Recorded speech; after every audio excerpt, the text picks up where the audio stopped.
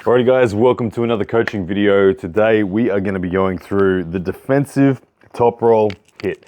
A beautiful hit. A beautiful hit that can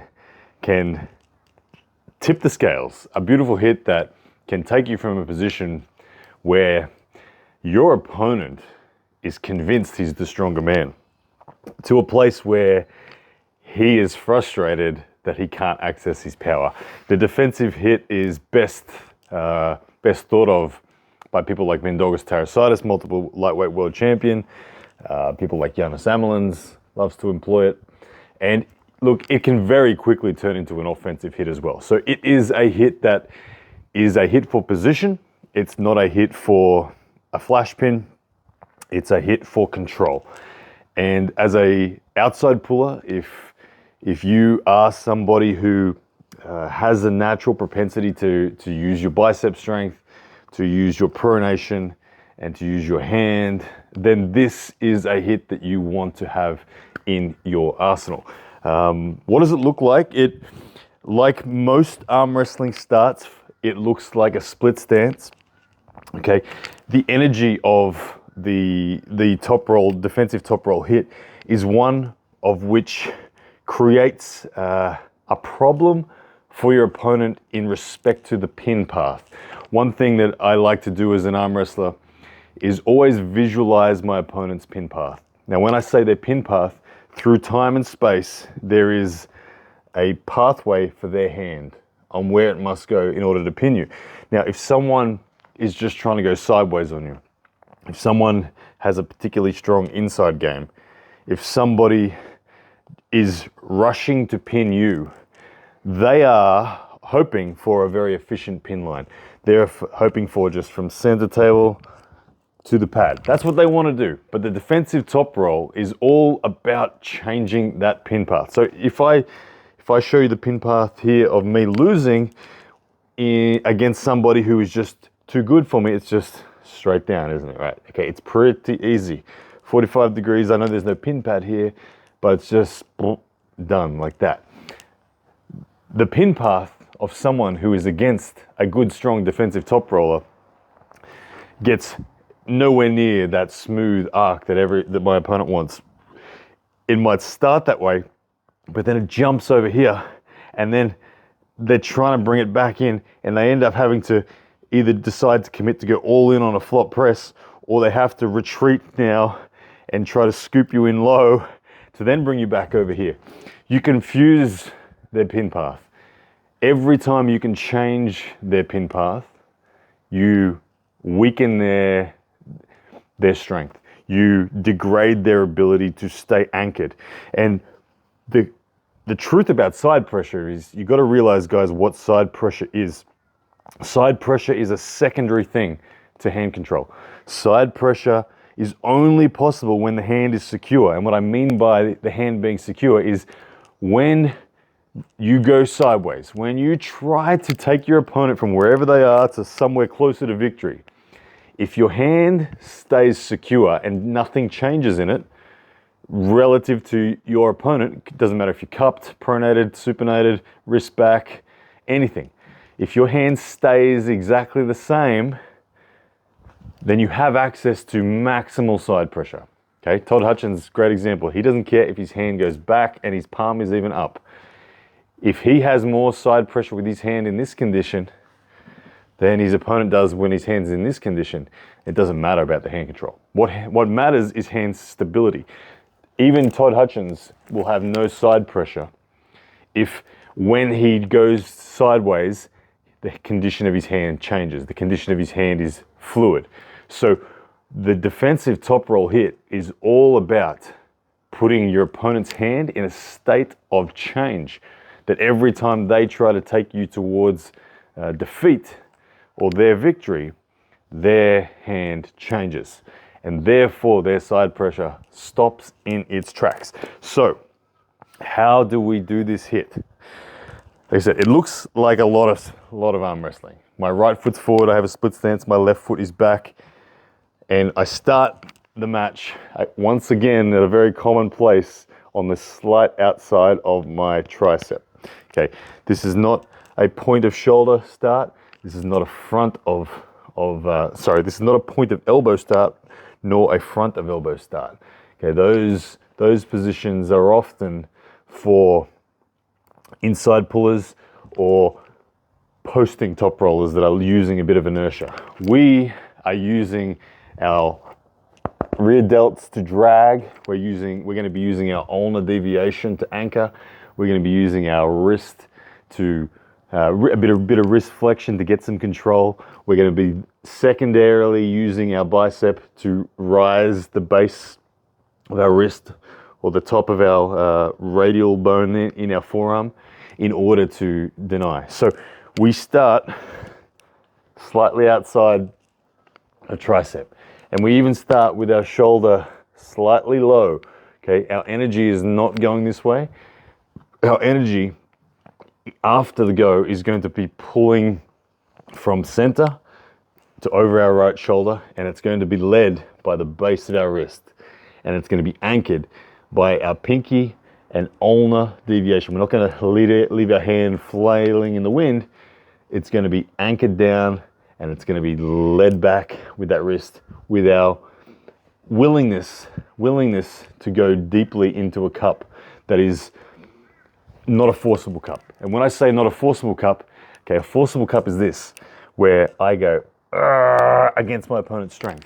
Okay, I'm talking about a retreating cup. A retreating cup where I leave my fingers in time and space where they started, but I create a cup by retreating my wrist, as opposed to keeping my wrist where it is and forcing the cup. Okay, we're going to do a retreating cup on the go. Your opponent can't stop you getting a retreating cup. Just so you know, you're fast. They cannot stop you from getting a retreated cup. Okay, you can lose your contact on your fingers and lose your anchor, which is a bad thing, but they will not stop you from getting a retreating cup. Okay, so let's go back to the setup. Outside of the tricep, I always like to be front left of pad. There's very few times I go to front right. Front left of the pad gives a slight bit more presence towards victory, gives a slight bit more presence towards taking away shoulder line, and I will only ever go right of pad if front of left pad has already failed in a match and front of right is like the most extreme defensive option, but it is also riskier. Okay, I'm trading more potential to be more defensive by going to the right, but I'm trading it by giving my opponent more opportunity to cut me off as well. It can be better, but my timing and execution must be so perfect to do it from the front right. Okay, so I do this from the front left, majority of the time. The outside of the tricep, okay, the wrist will be dropped. Now, like all things, we want to load tension in the opposite direction of where we're actually going to go. So we are going to load, where are we going to go? We're going this way. So where are we going to load tension? That way. So we are somewhat going to have a presence, and it's not an active contraction. This is a static, almost, I describe it as a passive static contraction that your opponent feels but doesn't really feel.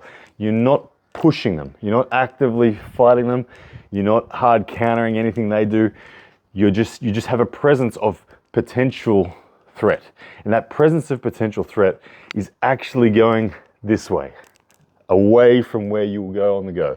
There's a presence where you're very gently, statically through your shoulder. Okay, so I'm loading up my shoulder forward, and I have a natural tension through my tricep and my forearm flexors and extensors that is loaded forward. Okay, my opponent will sense that, and they will, whether they want to or not, they will respond to that. Now, when they respond to that, it weakens the door of where we're actually going to go. So we have that tension loaded this direction. Our hand height, hand wrist, our wrist is dropped so that on the go, when we hit for our false cup, our retreating cup, our wrist is in the optimal position. If our wrist is up, it's not in the optimal position. You can use the wrist up to create more inertia, but I don't think it's necessary. I think it's far better dropped already before the go. The reason I think it's far better is it will give you better coverage with your fingers to anchor the very, very critical component, which is ulnar deviation. Okay, so hands down, we're all set to go.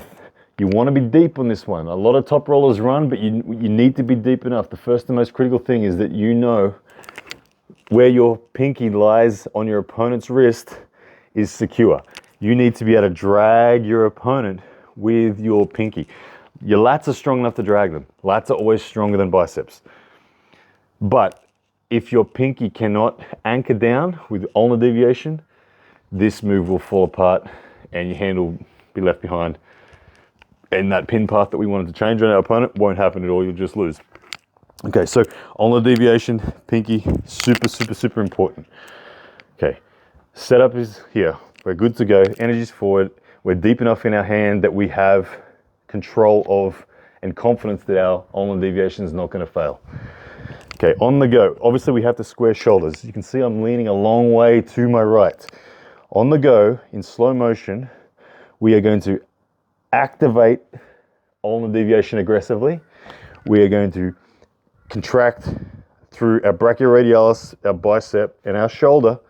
We are going to have an active bicep contraction, and we are going to allow our wrist to enter into the false or retreating cup. Okay, that movement there. This is the movement. This entails half the movement. The rest of the movement is going to come in the form of elbows sliding to the back right, okay, a rear delt contraction, and you are going to stay aligned with your shoulder. Your eyes, your shoulder, your elbow, your wrist should all stay intact. So the hit in its complete form looks like this.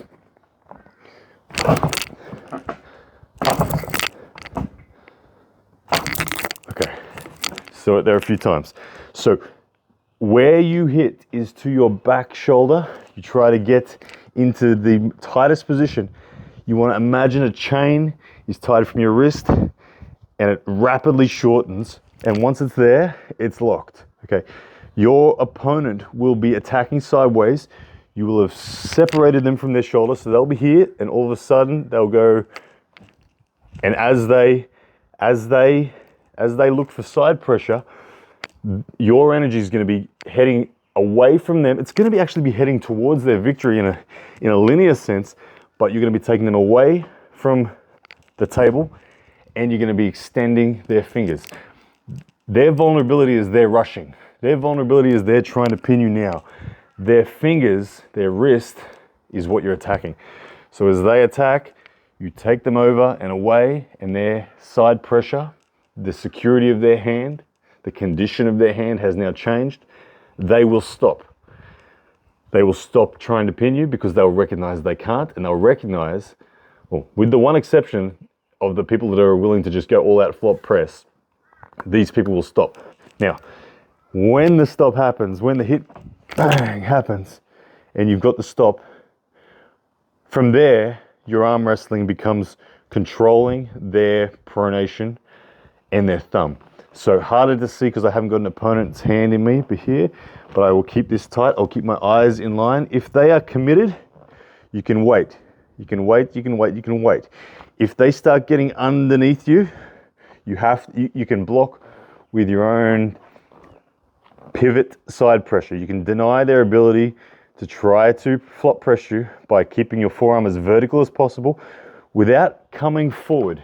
If you jump forward, you are going to be vulnerable to that inside attack and getting turned over. You don't want that. Okay? I would prefer to see you lean deeper in a defense down to even this position in order to protect what you earned off the start. When you get the chance, get vertical. When you get the chance, block, block, block.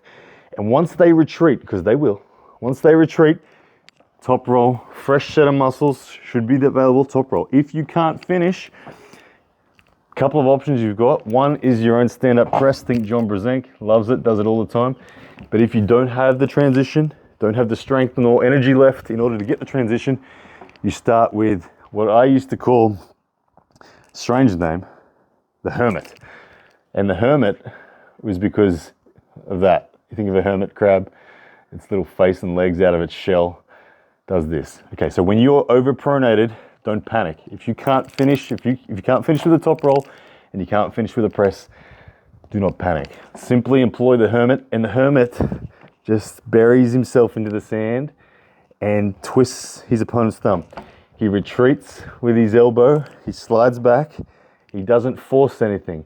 When you are in this position here against an opponent and their wrist is back like that, they cannot pin you. I promise you. If you are here, they cannot pin you. But the thing is, you can't pin them a lot of the time as well. And it's important that you acknowledge to yourself that you can't pin them. You try to pin them, you might elbow foul, you might burn yourself out. But if you just sit here and get that hermit to just bury into the sand more and more and more, and just wait, I promise you they will gas first, and I promise you they will pin themselves. And there will come a time where you can press them down, but it will be with almost no force. You won't even need to think about it. Devin does this all the time to everyone. Okay. I think that's enough. I think we covered it all. The defensive top roll hit, one of the best hits in arm wrestling. I love it. I've used it many times, and there are many great proponents of it out there in the arm wrestling world. Yeah. All right, guys, you know the drill. If you want online one-on-one coaching, I am available to give that directly to you. All you need to do is jump on the link that I have in the description of this video. It will take you to my Instagram, $30 a month, gives you the opportunity to message me directly anytime. I will always respond. I will always answer your question. And you can even send me videos of your performances, videos of your opponent's performances. I'll analyze them and tell you where their weaknesses are and all sorts of good stuff. That is done via Instagram. The link is in the description, guys. And I have a passion for taking arm wrestlers that are already good arm wrestlers to the next level. I feel like that's my strength in the sport as a coach, is not to write programs and things like that, but it's to guide you on little details. Little details amplify your strength. Little details take away from your opponent's strength. And I want to be able to give that to you guys. So if that sounds like you, then hit me up in the link below. I'll see you on Instagram. And yeah, guys, as always, appreciate you.